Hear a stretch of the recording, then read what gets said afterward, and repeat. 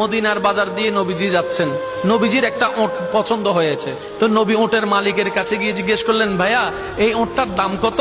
ওই দামাদামি হলো, নবী সে দামে কিনতে রাজি হলেন, কিন্তু নবীর কাছে তখন অর্থ ছিল না। তখন নবীজি ওনাকে বললেন, আপনি আমাকে ওটটা দেন, আমি এখনই গিয়ে আপনার সেই প্রাপ্যটা পাঠিয়ে দিচ্ছি। ওটের মালিক ওনাকে ওটটা দিয়ে দিলেন। আশেপাশে যারা ওটের মালিক ছিল সবাই জিজ্ঞেস করতেছে, এই পাগলা, তুমি কি যাকে ওট দিয়েছো তাকে চিনো? বলে যে না। নাম জানো? বলে যে না।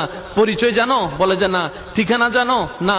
তো তুমি যে ওটটা দিয়ে দিলা, উনি যদি ওটার টাকাটা না ফাটায় তখন তো তুমি লসের মধ্যে চলে যাবা। সে ওটের মালিক বলে, এত সুন্দর নুরানি চেহারাওয়ালা কখনো বাটপার হতে পারে না, কখনো চিটার হতে পারে না, কখনো মিথ্যুক হতে পারে না। ওনার চেহারা দেখেই তো আমি ওট বিক্রি করার আগে মনটাই বিক্রি করে দিয়েছি, মনটাই বিক্রি করে দিয়েছি, মনটাই বিক্রি করে দিয়েছি। তোমরা যাই বলো, আমার মন বলে উনি আসবেই আসবে, টাকাটা পাঠাবেই পাঠাবে। এই কথা বলতে না বলতে কিছুক্ষণ পরে নবীজির একজন সাহাবা এসে বলছেন, একটু আগে একজন ওট নিয়ে গিয়েছেন, কাছ থেকে ওটের মালিকটাকে একটু দেখতে চাই। উনি বলে যে আমার থেকে। তো উনি বললেন, আমাদের নবী আপনার থেকে ওটটা নিয়ে গিয়েছেন, ধরেন ওটের টাকাটাও দিয়েছেন, আপনাদের খাবার জন্য কিছু খেজুরও হাদিয়া পাঠিয়েছেন, খেজুরও হাদিয়া পাঠিয়েছেন। ওই ওটের মালিক বলে, ভাইয়া টাকাটাও রাখেন, খেজুরটাও রাখেন, আগে আমাকে ওনার কাছে নিয়ে যান। আমি ওট বিক্রি করি নাই, আমার দিলটাই বিক্রি করে দিয়েছি। ওনার চেহারা মোবারক